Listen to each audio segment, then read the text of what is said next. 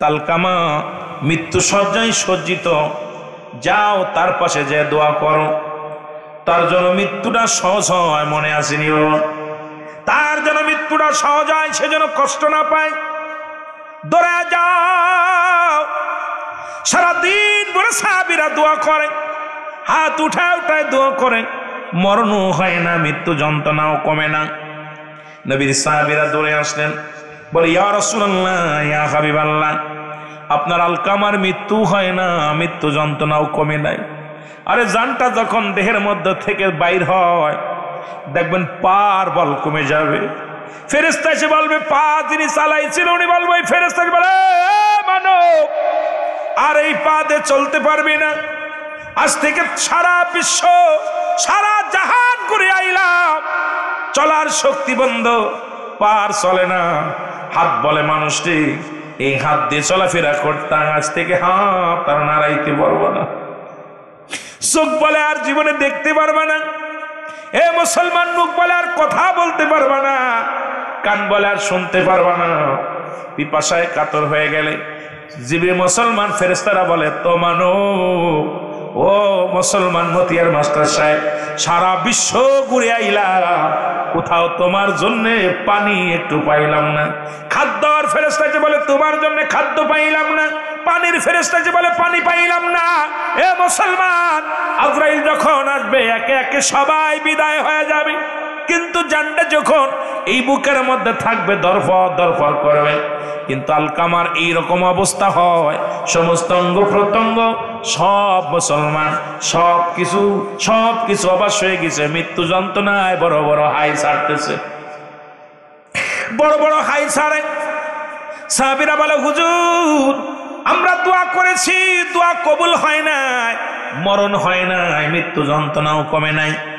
রাসূলুল্লাহ বললেন, সঙ্গে সঙ্গে নবীজি দুটি হাত উঠায় দিছে, আল্লাহ ও পরওয়ারদিগার আলম, এ আমার রব্বে কারীম, আমার আলকামার মৃত্যু যন্ত্রণা সহজ করে দাও, আর ইমানি হালাতে যেন মরণ হয়, সেজন্য কালেমা নসিব হয়ে যায়। রব্বুল আলামিন বলে, জিবরিল আমিন তাড়াতাড়ি যাও, দেরি করো না। জিবরিল দৌড়া যাও, দৌড়া যাও, আর একটা মিনিট দেরি করো না। আমার হাবিব রে যে বলো, সেজন্য হাতটা নামায় নাই, আজকে তার দোয়া কবুল করা সম্ভব নয়। রে মা বাবার কথা মতো যে জন চলে না, বলো মা বাবার কথা। আল্লাহ নবীর দয়া তার ভাবি না বাইরে, আল্লাহ নবীর দয়া। আরো জোরে বলেন, মা বাবার কথা মতো, ওরে মা বাবার কথা মতো যে জন চলে না, আল্লাহ নবীর দয়া তার ভাবি না বাইরে। আল্লাহ মা বাবা যতি আপন, তাদেরকে করো যতন, মা বাবা তোর অতি আপন, তাদেরকে করো যতন। মার কলে যাই দুঃখ দিলে আল্লাহ সহে না, ওরে বাবার মনে কষ্ট দিলে আল্লাহ সহে না। আল্লাহ নবীর দয়া তার ভাবি না বাইরে। আল্লাহ আরো জোরে বলেন, আল্লাহ নবীর দয়া। দুদিনের বিবি পাইয়া তাদের ভুইল না, সুন্দরী বউ পাইয়া তাদের ভুইল না, আল্লাহ নবীর দয়া তার ভাবি না বাইরে। আল্লাহ নবীর দয়া। মা বাবার কথা মতো যারা চলে না, বলো মা বাবার কথা মতো যে জন, আল্লাহ নবীর দয়া তার ভাবি না বাইরে। আল্লাহ নবীর দয়া। এ বন্ধুগণ আমার, গভীর মনোযোগ। রাসূলুল্লাহ হাত নামা ফেলছে, জিবরিল আমিন কয়, নবী গো, আজকে আপনার দোয়া কবুল করব না রব্বে কারীম, কারণ এই পৃথিবীর মধ্যে যার জন্য দোয়া করেন তার মা এখনো জিন্দা আছে। আল্লাহ কথা হন। জিবরিল আমিন নবীকে বলতেছে, হুজুর আপনি যার জন্য দোয়া করতেছেন তার মা এখনো জিন্দা আছে। সুতরাং মা জননীর মনে কষ্ট আছে রে, যতক্ষণ পর্যন্ত দুঃখিনী মা ক্ষমা না করবে রে, ততক্ষণ পর্যন্ত নবী গো পৃথিবীর কোন দোয়া আলকামার জন্য কবুল হবে না। আমার নবী দৌড়ায় চলে গেলেন বাড়িতে, সালাম দাস সালাম আলাইকুম ইয়া আহলাল বাইত, উত্তর আসো আলাইকুম আসসালাম। নবী ডাক দেখায় মা, ও আলকামার মা। ডাক দেখায় নবী আপনি আসছেন, আমার বাড়িতে আসেন। আমার নবী ডাক দিয়ে বলে মা গো, ও জনম দুঃখিনী মা, মা গো আগে বলো এই পৃথিবীর মধ্যে আমার আলকামা এমন কি অপরাধ করেছে গো মা? রে আমার আলকামা পৃথিবীর মধ্যে এমন কি অপরাধ করেছে একবার জানতে পারিনি। কয় মোহাম্মদ রে, আমার আলকামা জীবনে কারোর কষ্ট দেয় নেই, আমার আলকামা জীবনে এক ওয়াক্ত নামাজ ছাড়ে নাই রে। আরে শুধু নামাজ পড়ো, টুপি মাথায় দিয়া ঘোরাঘুরি করো রে, বাপমার খবর নাও না। সব জায়গার টাকা জোটে, খবর জোটে রে, সন্তান হয়ে বাবা মার প্রতি সুবিচার করতে পারো না। কারণ আলকামার মা ডাক দেখায় নবী গো, আমার আলকামা জীবনে এক ওয়াক্ত নামাজ ছাড়ে নাই, জীবনে কাউকে গালি দেয় নাই, পৃথিবীর মধ্যে কাউরে কষ্ট দেয় নাই। আমার নবী কয় মা গো, তাহলে আমার আলকামা কেন এত মৃত্যু যন্ত্রণা হয়, এত কান্না কাটি করে রে আমার আলকামা? জীবনটা বাইরাই না, জান বাইরাই না রে, আমার আলকামার বড় কষ্ট হয়। আমার নবী ডাক দিয়ে কয় মা, মা যদি আমার আলকামা অন্যায় না করে তাহলে কেন এত কষ্ট হয় মৃত্যু যন্ত্রণায়? মা ডাক দিয়ে কয় মোহাম্মদ রে, বাবা মোহাম্মদ, আমার আলকামা সারা জীবন তার বোর পরামর্শ অনুযায়ী চলতো, আমি মার কোনো কথাকে মূল্যায়ন করত না। এর যুবক বউ পাইছি, বউ তোর এত আপন হয়েছে, মার বিরুদ্ধে লেগে যায়, ঘরের মধ্যে শুইয়া শুইয়া রে কানের ঘরে মার বিরুদ্ধে কথা কয়, বাবার বিরুদ্ধে কথা কয়। আমি বলি যুবক বউ ছেড়ে দে, দরকার নাই, এমন কুটনি বউয়ের দরকার নাই, মারে কষ্ট দিবে, বাবার বিরুদ্ধে অভিযোগ করবে যে বউ, মনে করবি রে এই পৃথিবীর মধ্যে তোর কপাল পোড়ায় একবার জিগাইবি রে। আরে বাবার আমার মারা যারা ওয়াজ শোনো রে, মা ও মা শোনো, খবরদার খবরদার, শ্বশুর শাশুড়ির বিরুদ্ধে তোমার জামার কাছে বলো না, কারণ তার কানে বলো না, তারে তোমার শ্বশুরের বিরুদ্ধে অভিযোগ করো না। আরে বাবার মার বিরুদ্ধে অভিযোগ করো না, কারণ তার গর্ভে ধারিণী মা গই জন্মদাতা বাবার, বাবার সঙ্গে শত্রুতায় লাগাইয়া দিও না। আরে মুসলমান বাবারা শোনে না, আমার নবী ডাক দিয়ে বলে মা, মা কই বাবা মুহাম্মদ রে, এই পৃথিবীর মধ্যে সব সময় বইয়ের প্রাধান্য দিত, বউরে মূল্যায়ন করত। আমি মায়ের কোনো পরামর্শ নিত না, মার কথা মূল্যায়ন করতো না। এই জন্য আমার অন্তরে বড় কষ্ট, আমার ভিতরে বড় কষ্ট লাগছে রে বাবা। আমার নবী কয় মা, মা তুমি মাফ করে দাও, ও মা তুমি মাফ করে দাও না, আমার আলকামার মৃত্যু যন্ত্রণা বেশি হয়। আমার নবী বলা ফরমা, আলকামার মা ডাক দে বলে বাবা মুহাম্মদ রে, জীবনে আমি মাফ করতে পারবো না। ওরে ভিতরে বড় যন্ত্রণা রে, মা দোয়া করা লাগে না, বাবাই দোয়া করা লাগে না, একবার শুধু রাগ নজরে তাকাইলে, একবার শুধু গুসা নজরে তাকাইলে তোর জীবনটার 12টা বেজে যাবে রে বাবা। মা বাবার সামনে এমন ব্যবহার কর মা বাবার সামনে এমন ভাবে চল, মাথা নত করে মার সামনে দাঁড়ায় যা। বাবা যখন ডাক দিবে বাবার সামনে মাথা নত করে দাঁড়ায় যা। বাবা মা যদি রাজি হয়ে যায়, আল্লাহ রাজি হয়ে যাবে, রাসূল রাজি হয়ে যাবে, তোর কপাল খুলে যাবে। এই দুনিয়াতেও তোর ভাগ্যবান হবি, পরপারও ভাগ্যবান হবি। মা বাবার দোয়া নিয়ে রব্বে কারিমের জান্নাতে যেতে পারবি। এই জন্য পিতা মাতার বাধ্য সন্তান হওয়ার দরকার আছে কিনা? মহব্বতের সঙ্গে দুরূদ শরীফ পড়েন আল্লাহুম্মা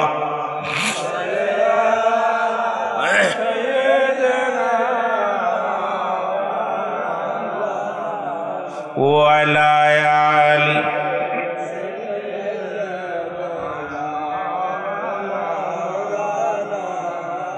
ছেলে মাকে ভুলতে পারে, মা তো ছেলেকে ভোলে না।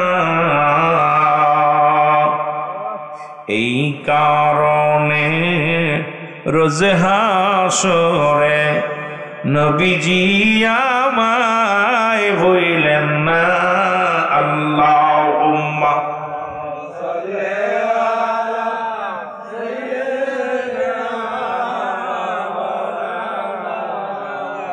ওয়ালা আলি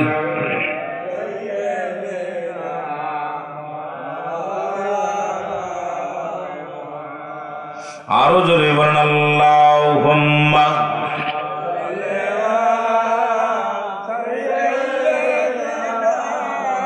মাওলানা মুহাম্মাদ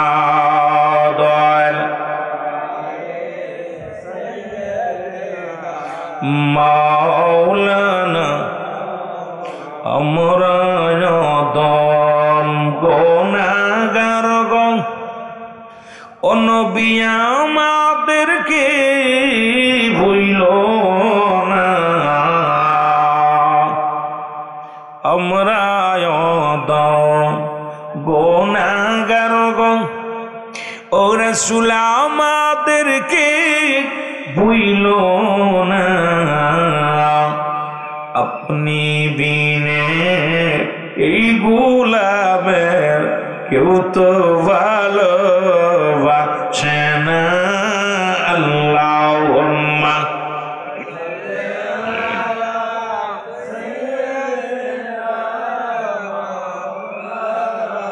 ওয়ালা আলি সাইয়্যিদিনা।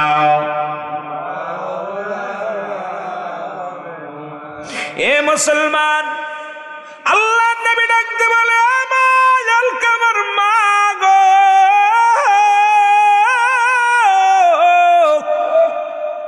জনম দুঃখিনী মা, দাও তুমি মাফ করে দাও রে মা, নাই তো আমার আলকামা জাহান্নামে চলে যাবে। আমার আলকামার মৃত্যু বড় কষ্ট। আমার জনম দুঃখিনী মা ডাক দেখায় নবী মুহাম্মদ রে, আমার মনে বড় কষ্ট, হৃদয়ে বড় কষ্ট লাগছে রে। আমি মা হইয়া আমি সহ্য করতে পারি না, ক্ষমা করব না। এরে আমার নবী ডাক দেখায়, কোথায় রে আমার সাহাবীরা, দেরি করিস না, খড়ি নিয়ে আগুন নিয়ে আগুন আনিয়া সীতা বানানো হলো। নবীকে আগুন ধরাইয়া দাও, ধরাইয়া আমার আলকামার বডিখানা নিয়ে আসো। এই জিন্দা মানুষ তারে আগুনে পুরাইয়া অবশ্য করে দাও, কারণ আমার আলকামা মৃত্যুর পরে তো জাহান্নামে পড়বে রে। আমার আলকামা মৃত্যুর পরে তো জাহান্নামী হয়ে যাবে। সাহাবীরা রে আয় আয়, দেরি করিস না। সাহাবীরা আলকামার বডিখানা নিয়ে যখন আগুনের মধ্যে দিবে, জনম দুঃখিনী মা তাকা দেখে রে, কলিজা টুকরে ধরে আগুনের দিকে নিয়ে যায়। একটা চিৎকার মেরে বলে, আল্লাহ নবী রে, রে আমি জনম দুঃখিনী মা, আমি জনম দুঃখিনী মা, পৃথিবীর মধ্যে বেঁচে থাকতে রে আমার কলিজা টুকরা সন্তানের আমার সামনে আগুনের মধ্যে পোড়াইবি, আমি কেমনে সহ্য করব রে? দুনিয়ায় যত কষ্ট দিয়েছে আমি আমার কলিজার টুকরারে মাফ করে দিছি। জোরে জোরে চিল্লায় বলা যাবে না সুবহানাল্লাহ? সঙ্গে সঙ্গে সঙ্গে সঙ্গে আলকামার জবান দিয়ে কালেমা বাইরে গেছে, লা ইলাহা ইল্লাল্লাহু মুহাম্মাদুর রাসূলুল্লাহ। জোরে জোরে চিল্লায় বলেন সাল্লাল্লাহু আলাইহি ওয়াসাল্লাম। মা শুধু বলছে দিলাম, মাফ করে দিছি, জবান দিয়ে কালেমা বাইর হয়েছে। আজকে দেখি যুবক কত সন্তান মাকে হত্যা করে গো, কত সন্তান মা বাবাকে পিটায় ঘর থেকে বাইর করে দেয়। ও মুসলমান, গাইবান্ধার জমিনে দেখলাম সন্তান মাদকের টাকা দিতে পারে নাই বিলে মারে 3 টুকরা করে কেটে মুসলমান ফ্রিজের ভিতরে আটকায় রাখছে। মুসলমান শোনো, প্রতিনিয়ত দেখি রে বাবার গায়ে হাত তোলে, মায়ের গায়ে হাত তোলে, মাকে কষ্ট দেয়, বাবারে কষ্ট দেয়। আসেন না সমাজের ভাইয়েরা, ওলামা একরামকে বলবো, সমাজে যারা মাতবার আছেন, সমাজে যারা নেতৃত্ব দিন, আসেন ঐক্যবদ্ধ হই। এই সমাজের মধ্যে কোন সন্তান যখন মায়ের বিরোধিতা করবে, মাকে কষ্ট দিবে, আমরা ঐক্যবদ্ধ হয়ে এই সন্তানের বিচারের আওতায় আনি। দেখবেন আজকে আমার সমাজে মার ইজ্জত বেড়ে যাবে, বাবার ইজ্জত বেড়ে যাবে।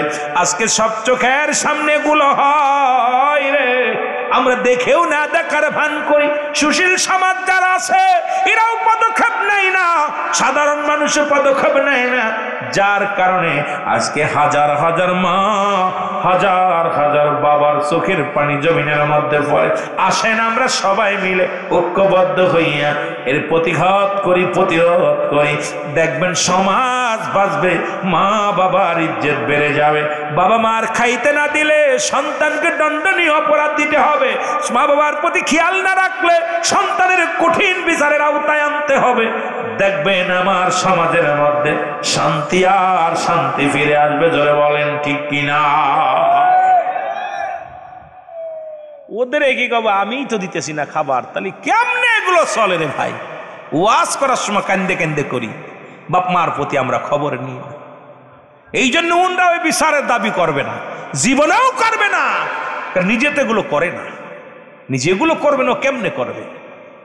আমার বাবারা, আজকে যেমন মাদক সেবন বাড়ছে, তদ্রুপ পিতামাতা নির্যাতিত বাড়ছে। এত পরিমাণ মাদকের ব্যবসা আর অনলাইনে জুয়া।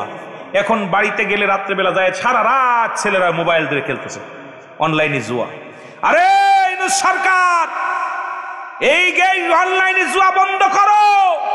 এই জাতিকে বাঁচাইতে হলে আমার বাংলাদেশের এই ঘুষখোর, সুদখোর, এই যদি আমার দেশ থেকে এই সমস্ত জাতিকে সরাইতে হবে। আর আমার বাবারা, আমার জাতি নষ্ট হয়ে যাচ্ছে, যুব সমাজ নষ্ট হয়ে যাচ্ছে। আমার যুবকদের হাতে এই যে অনলাইনে গেম, অনলাইনে জুয়া, এগুলো যদি বন্ধ না হয় আমার যুব সমাজ শেষ। এই অনলাইনে ছোট্ট ছোট্ট মাসুম বাচ্চারা পর্যন্ত জুয়া খেলা শুরু করছে, সারাদিন বইরা লুডু খেলতেছে, জুয়া খেলতেছে। কারণ রাস্তা দিয়ে যখন যায় রাত্রে, আল্লাহর কসম ভয় করে মাঝে মাঝে যে ওরা কি ডাকাত না কারা, চিন্তা করি। বসে 4-5 জন বয়া বয়া সারা রাত ধরে অনলাইনে জুয়া খেলতেছে, মোবাইল টিপতেছে, কথা বুঝিনি, গেমগুলো খেলতেছে। আমার যুব সমাজ, আব্বারে, আরে আমার সরকার আজকে কানলে আমার বাপমা কানবে, আমার ভাই কানবে। সরকার বাহাদুর চেয়ারের পাইছে, যে গদি ছাড়বে না কেউ। এর মধ্যে যে কত আরাম, কারণ যে ফেলি আসছে তাদের টাকা আসছে। কিন্তু আমার জাতি, আমার সমাজ নষ্ট হচ্ছে। এই জন্য আমার ভালোটা আমাকে যাচাই করতে হবে। এরিস্টটল, সক্রেটিস এই জন্য বলছে, নো দাইসেলফ, নিজেকে নিজে চিনতে হবে। নিজের নফসকে চিনতে হবে। কলবু সালিম, আত্মাটাকে প্রসিদ্ধ করতে হবে। আমার যুবক ভাইদের কাছে আমার করজোরে দাবি, ও যুবক, আয় ফিরে আয়, ফিরে আয়, এগুলো বন্ধ কর, মাদক বন্ধ কর, পিতামাতার বাধ্য হ, দুনিয়ার মধ্যে জুয়া নেশা এগুলো বন্ধ কর, সমাজ বাস। সরকারকে কি করলো দেখার বিষয় না, কারণ আমার দেশে আর ভালো মানুষ পাবো না। আমার দেশে যে সরকারই আসুক আমাদের প্রতি আর নজর থাকবে না তাদের বসলে বসার আগে।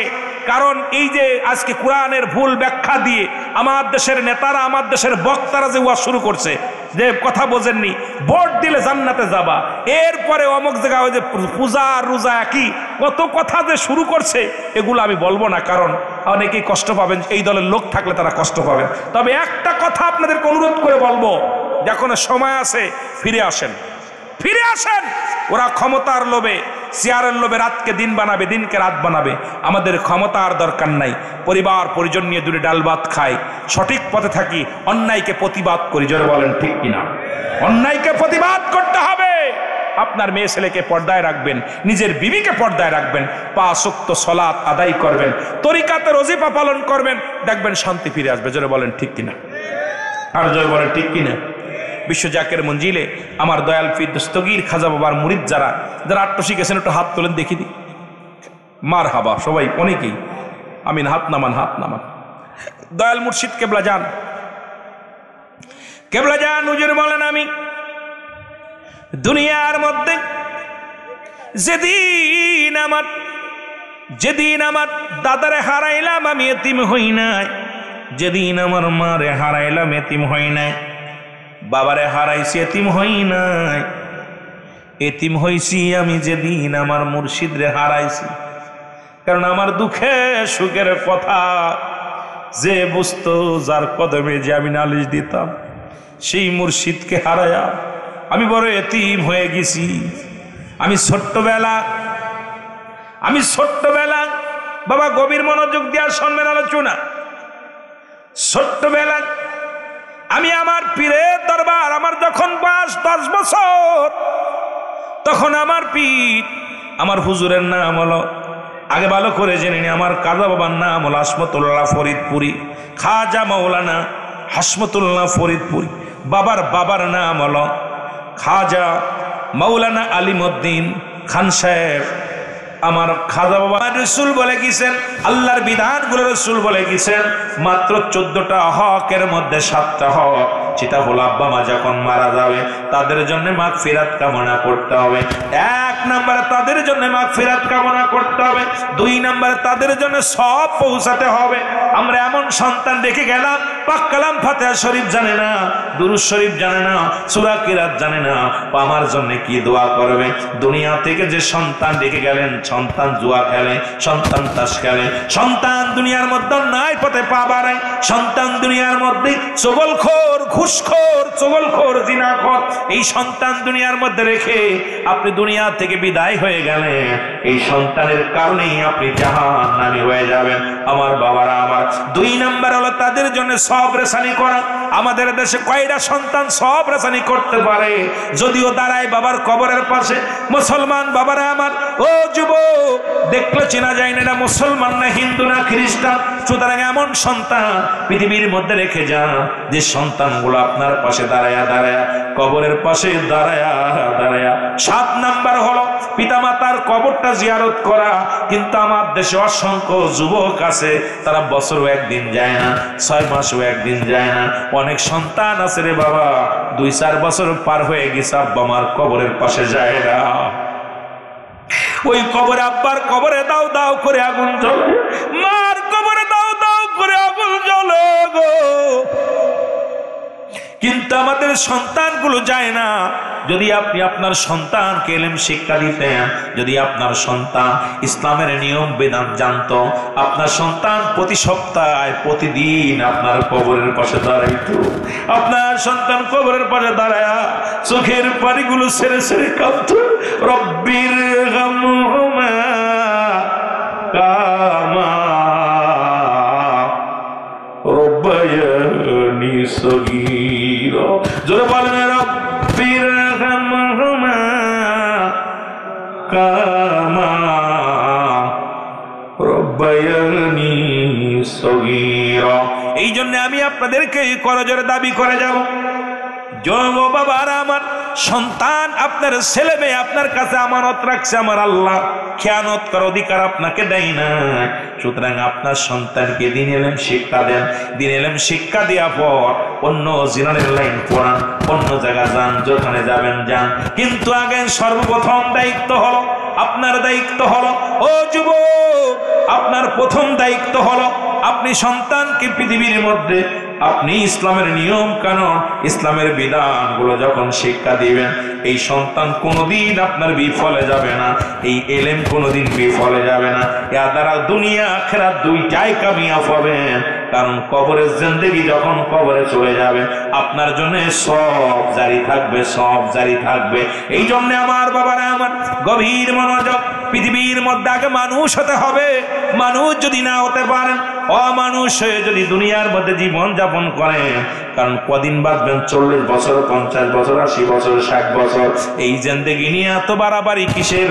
আবাদান আবাদান, চিরস্থায়ী যে জায়গা হবে আপনার আমার ঠিকানা, সেই জায়গার চিন্তা করার দরকার আছে কিনা?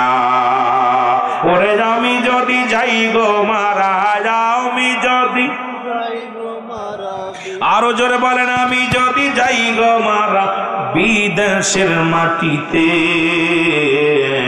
লাশটায় আমার পৌঁছাই দিও মায়েরই কোলেতে। ওরে লাশটায় আমার পৌঁছাই দিও, ওরে আমি যদি যাই গো মারা, আমি যদি বিদেশের মাটিতে, লাশটায় আমার পৌঁছাই দিও মায়েরই কোলেতে। ওরে লাশটায় আমার, জন্মের পরে যে কোলেতে রাখছে আমার মা,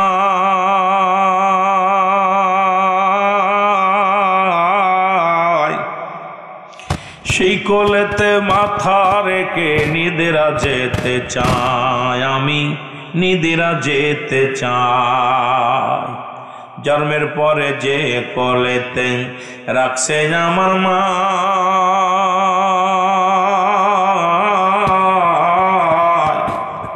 সেই কোলেতে মাথা রেখে নিদেরা যেতে চায়।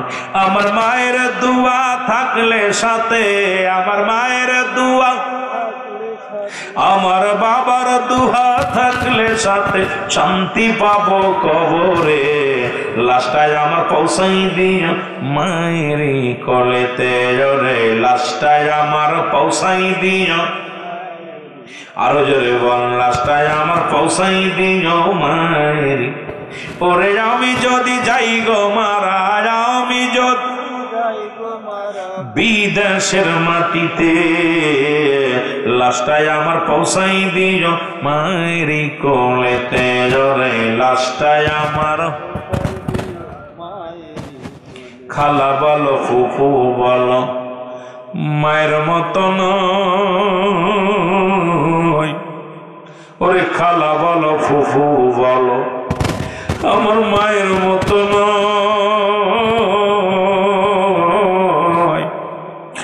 দুঃখিনী মা কাঁদবে সদায় সন্তানের আশায়, দুঃখিনী মা কাঁদবে সদায় সন্তানের আশায়।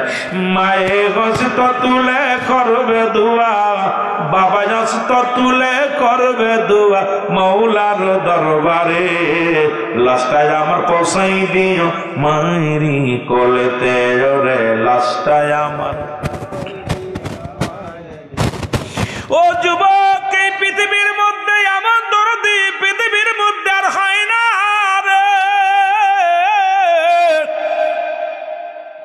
ওরে মা বাবার মতো এমন দরদি জীবনে আর কোনোদিন পাবি না রে। পৃথিবীতে, এই পৃথিবীতে যদি কেউ ভালোবাসে রে, সম্পদের লোভে ভালোবাসবে, অর্থের লোভে ভালোবাসবে, যৌবনের জন্য ভালোবাসবে, বিনা স্বার্থে পৃথিবীর মধ্যে একমাত্র ভালোবাসে তোমার মা, তোমার বাবা। এদেরকে কষ্ট দিয়া দুনিয়ার মধ্যে থেকে বিদায় দিলে জাহান্নাম হবে একমাত্র তোমার ঠিকানা। জোরে বলেন ঠিক কিনা? যেমনি মুসলমান নবীর সাহাবী, আমার নবীর সাহাবী মুসলমান শুনে না, হযরত আলকামা রাদিয়াল্লাহু তাআলা, আল্লাহু আকবার বলেন, উনি মৃত্যু শয্যায় সজ্জিত, মরণ যন্ত্রণায় ছটফট করে। রাসূলুল্লাহর কাছে সাহাবী এসে বলে, ইয়া রাসূলুল্লাহ, ইয়া হাবিবাল্লাহ, নবী গো, নবী, ও নবী, আপনার প্রিয় সাহাবী মৃত্যু শয্যায় সজ্জিত, কিন্তু মরণ হয় না। মরণ যে কত কঠিন রে বাবা। আল্লামা মুফতি আমজাদ আলী সাহেব একটা কিতাব লেখলেন, কিতাবের নাম বাহারে শরিয়াত। এই কিতাবের মধ্যে উনি লেখলেন, দুনিয়ার মানুষ শোনো, মানুষ যখন মৃত্যুবরণ করে 70টা তাজা উটের গায়ের চামড়া জবাই না করিয়া উল্টো দিকে টান দিয়া লবণ আর মরিচ লাগায় দিলে যতটুক যন্ত্রণা হয়, এর চাইতে 70 গুণ যন্ত্রণা হলো একটা সাধারণ মৃত্যু। এখন আমরা যারা মরণকালে পায়খানা করে দিই, মরণকালে অনেকে প্রস্রাব করে দিই রে, কত মানুষের দাফন করাইলাম রে, কত মানুষের কাফন পরাইলাম।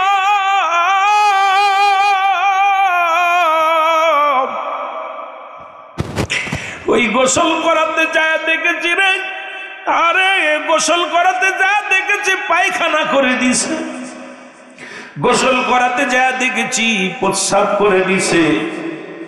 অনেক মানুষ মরণের সময় জিহ্বাটা বড় হয়ে গেছে, চোখ দুটি বড় বড় হয়ে গেছে, একটা অঙ্গ বেঁকা হয়ে গেছে। কত কষ্টের মরণ যন্ত্রণা। এই পৃথিবীর মধ্যে 3টা বিপদ। নাম্বার 1 হলো মানুষের মরণ, 2 নাম্বার বিপদ হলো কবর, 3 নাম্বার বিপদ হলো কিয়ামতের ময়দান। এই দুনিয়ার মধ্যে থাকা সম্ভব নয়। ইচ্ছা মতো চলো, ইচ্ছা মতো ঘরো, ইচ্ছা মতো খাও রে মানুষ, কিন্তু যে কোনো মুহূর্তে তোমার মৃত্যু এসে যেতে পারে। আমার দয়াল মুর্শিদের কথা বারবার মনে পড়ে যায়।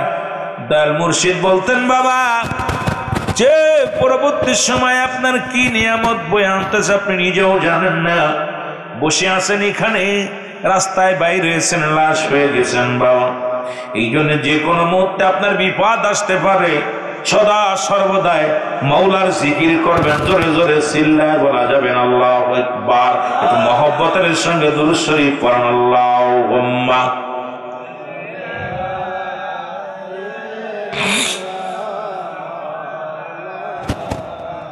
আরো জোরে বলেন, ওয়ালা আলি সাইয়্যিদিনা। আরো জোরে বলেন, আল্লাহুম্মা। একটু জোরে পড়েন না, মাইকে গেরগার মাইকের কোনো আওয়াজ নেই। ওয়ালা আলি সাইয়্যিদিনা, আমার রাসূল কি ধন এ জগতে বান্ধব আমরা চিনলাম না। আমার রাসূল কি ধন এ জগতে বান্ধব আমরা চিনলাম না।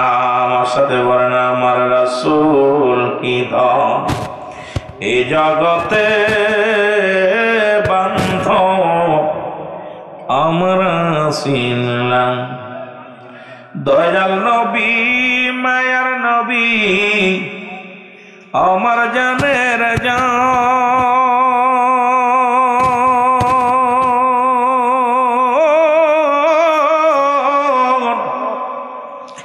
আপনি বিন কঠিন দিনে কে বাঁচাবে ঈমান। আমার রাসূল কি ধন এই জগতে বান্ধব আমরা চিনলাম না। আল্লাহুম্মা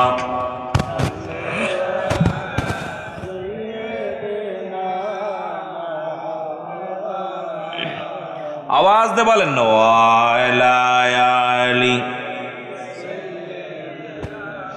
মাওলানা মুহাম্মাদ আল্লাহুম্মা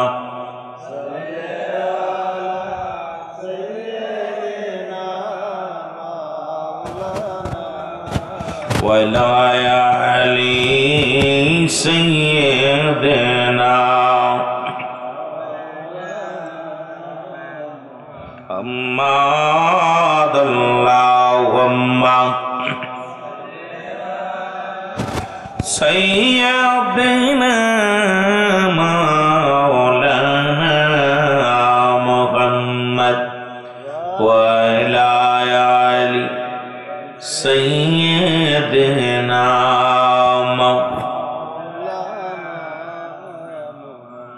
এ ভাইরা আমার, বন্ধুরা আমার, আল্লাহ নবী ডাক দিয়ে বলে, সাবিরা রে, কোথায় আমার সাবিরা?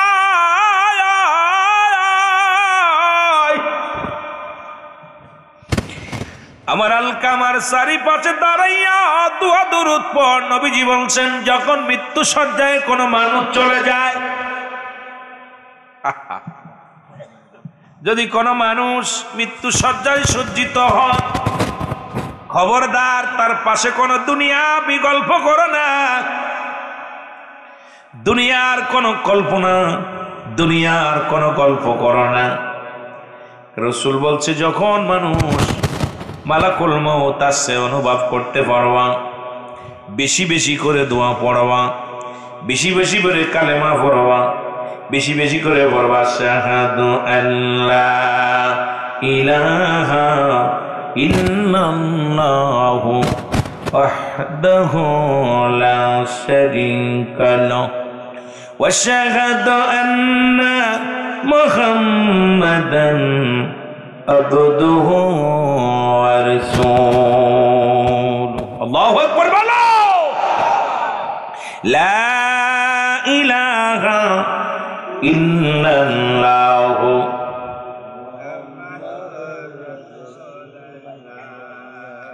মুসলমানদের ভিতর ওয়াজ করতেছি না, কিছু বুঝতেছি না।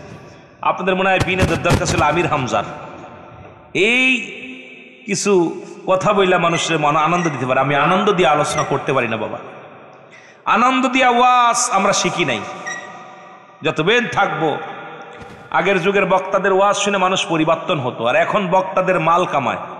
কথা বুঝেননি? অবস্থা খুব খারাপ।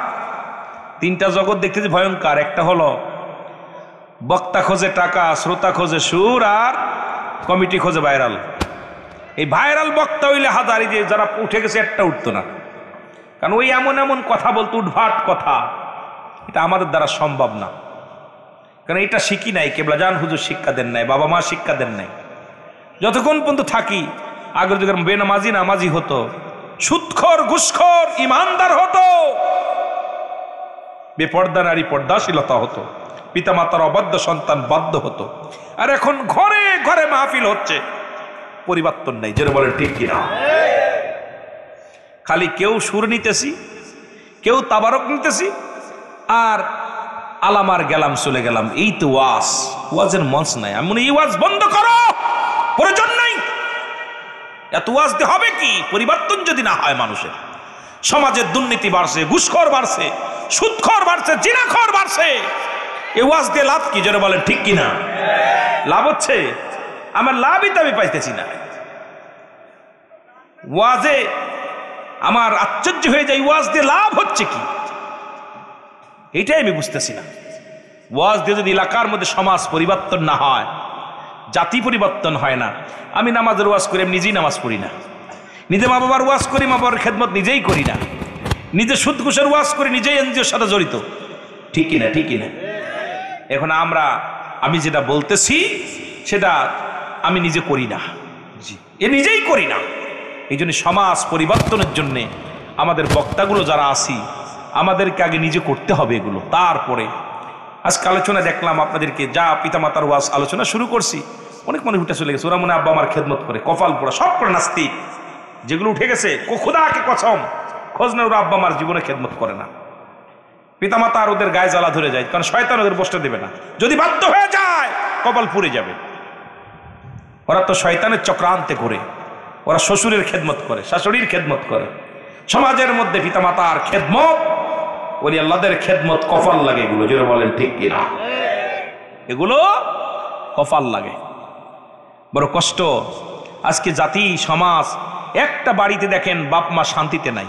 বাপ মা যারা বুড়া হয়ে গেছে, ইনকাম যাদের কমে গেছে, অনেকেই রিটায়ার্ড হওয়ার পরও বাপ মা রিটায়ার্ড হয়েছে, তারপরও সন্তানের কাছে তাদের দাম নাই, কারণ সেই জ্ঞান তাদের শিক্ষা দেয় নাই। আপনারা দেখছেন কদিন আগে সন্তানকে হাসপাতালে বাবা আমাকে ফেলে থুয়ে পালাইছে, মরে গেছে, কেউ গ্রহণ করে না। 3 সন্তান গ্রহণ করতেছে না। সন্তান বলছে আমি নেব না, ওকে আমি নেব না, ওকে আমি নেব না। 3টা সন্তান, বাবার কবর দেওয়ার মতো জায়গা নেই।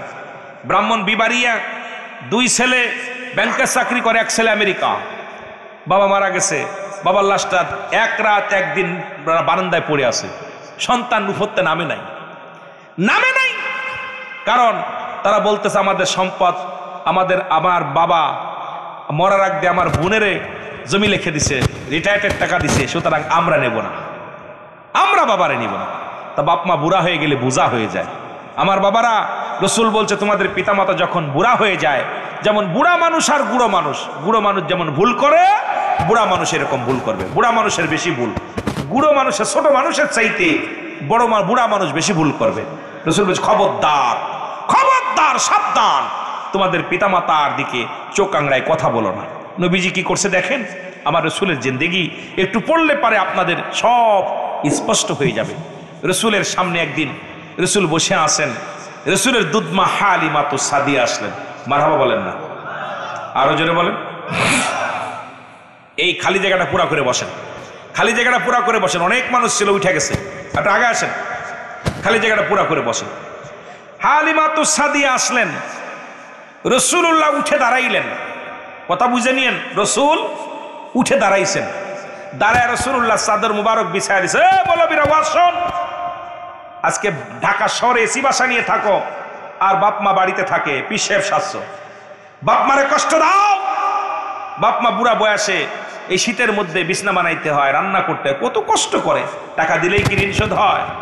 বাপ মার খবর নিতে হয়। পিতামাতার 7টা হক, একটা হক যদি অমান্য করো তোর সন্তান জাহান্নামী। 14টা হকের একটা হক যদি আদায় না করতে পারো, আল্লাহর কসম, খোদাকে কসম করে বলি, রব্বুল করিমের কাছে সব ইবাদত বরবাদ হয়ে যাবে। কারণ আপনার পিতামাতা, আপনি তার খবর নিতে হবে, খোঁজ খবর নিতে হবে, তাদেরকে শান্তিতে রাখতে হবে, তাদের সুখে শান্তিতে রাখতে হবে, তাদেরকে, আমার মুসলমান, তাদের আত্মীয় স্বজনের সঙ্গে ভালো ব্যবহার করতে হবে, তাদের সঙ্গে ভালো ব্যবহার করতে হবে। এই যে আমার বাবারা, আমার বন্ধুরা, আমার তাদের প্রয়োজনীয়তা পুরা করা লাগবে। কি প্রয়োজন তাদের, কি প্রয়োজন আমার আব্বা মার বলা লাগবে না, আব্বা মার কাছে বলা লাগবে না, আব্বা মা বলবে না যে এটা লাগবে। তোমার বাবা মার কি প্রয়োজন, তোমার নিজ থেকে, গরজ থেকে দেখতে হবে যে আমার এটা প্রয়োজন, সেটা পুরা করতে হবে। সুবহানাল্লাহ বলেন না, আর একটু জোরে, আর একটু জোরে। এত সহজ।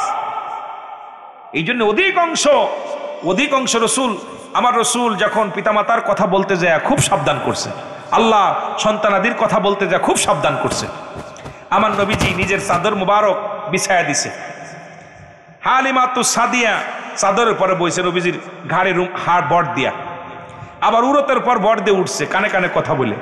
সাহাবীরা বলে, ইয়া রাসূলুল্লাহ, ইয়া হাবিবাল্লাহ, এই মহিলা কে, যার সম্মানে আপনি উঠে দাঁড়াইলেন, আপনার চাদর মুবারক বিছায়া দিলেন, এমনকি আপনার উরতের পর হাত রেখে উঠলো, রাসূল গো কে? আমার নবী চোখের পানিগুলো দরদর করে ছেড়ে দিছে। নবীজি বলছো, আমার সাহাবীরা, ইনি আর কেউ নাই, ইনি আমার দুধমা হালিমা তুস সাদিয়া। আরে আমি এই মার দুধ পান করেছিলাম, আরে শুধু দুধ পান করার জন্য যদি আমার নবী তার এত সম্মান করতে পারে, আর যে মা তোরে 10 মাস 10 দিন গর্ভে রাখলো, সেই মার ভাত হয় না, সেই মার কাপড় হয় না, সেই মার জায়গা হয় না, সেই মা কান্দে, এর চাইতে তোর মতো নাফরমান সন্তান থাকতে পারে না। যারা বলেন ঠিক কিনা? তোরা নাফরমান। ঢাকা শহরে গেছি আমি, অনেকগুলো বৃদ্ধ আশ্রম দেখেছি। আমি দেখেছি বৃদ্ধ আশ্রমে অনেক শিক্ষিত মানুষের মা বাবা, খোদার কসম, ভ্যান চালকের আব্বা মা নাই, রিক্সা চালকের আব্বা মা নাই, আলেমের আব্বা নাই, কিন্তু ওখানে দেখছি বড় বড় অফিসারের মা, অফিসারের বাবা নিজে চাকরি করছে। আমি অনেকের জিজ্ঞেসি, আমি একটা সাক্ষাৎকারে দেখছেন, একটা সাক্ষাৎকার আমার আছে, ইউটিউবের মধ্যে সাক্ষাৎকার আছে। আমি জিজ্ঞেস একজন ভদ্রলোকের বাজান আপনি, আমি তৎকালীন যেমন এমএ পাস, আমি মন্ত্রণালয়ে চাকরি করতাম, 2 ছেলে আমেরিকা, 1 ছেলে বড় অফিসার। উনি বৃদ্ধাশ্রম। বাবা আমি সুশিক্ষায় শিক্ষিত বানাতে পারি, ছেলেদেরকে বানাইছি জানোয়ার। আজকে এই জন্য আমার জায়গা হয়েছে বৃদ্ধাশ্রমে। এই জন্যে আমার বাবারা, আমি খোদাকে কসম করে বলি, কোন আলেমের আব্বা বৃদ্ধাশ্রমে নাই, কোন হাফেজের আব্বা বৃদ্ধাশ্রমে নাই, অসংখ্য অফিসারের বাবা বৃদ্ধাশ্রমে। যদি মিথ্যা হয় আমি ফাঁসির দড়ি গলায় নিব, আপনি দেখে আসেন। কিন্তু সন্তান কুসন্তান। আর গরু ছাগলে জন্ম দিছে যেমনি, পশু পাখিতে জন্ম দিছে যেমনি, ঠিক আমরা এরকম জন্ম দিতেছি। কিন্তু এই সন্তান সুশিক্ষায় শিক্ষিত দিচ্ছি না, কারণ তাদের ভিতরে হারাম হালাল বুঝতে দিচ্ছি না। সন্তান ছোটবেলা থেকে আমি বলতেছি না নামাজের জন্য তাগিদ দিই নাই, সত্যের জন্য তাগিদ দিই নাই। এই সন্তান আজকে আপনার প্রতি ভালোবাসা নাই। আমার বাবারা, আবু হুরায়রা, আপনার শুনছেন কি নাম? আবু হুরায়রা, বেড়ালের বাবা, বিড়াল সানা, আব্দুল শামস আব্দুর রহমান নাম হলো তার। উনি একদিন কাঁদতেছে, রাসূলের কদমে বয়া বয়া কাঁদতেছে। নবী বলছে, আবু হুরায়রা কাঁদছো কেন? বলছে, হুজুর আমার মা মারছে। কে মারছে? এই জন্য বলেন কে মারছে? আস্তে কইবেন না, জোরে কইবেন। কে মারছে? নবীজি বলতেছে, আবু হুরায়রা তোমার মা তোমাকে মারছো, আমার কাছে বিচার দিচ্ছ? নবীজি ধমক দিচ্ছে, আবু হুরায়রা তোমার মা তোমাকে মারছে, তুমি আমার কাছে নালিশ দিচ্ছ, বিচার দিচ্ছ? ইয়া রাসূলুল্লাহ না।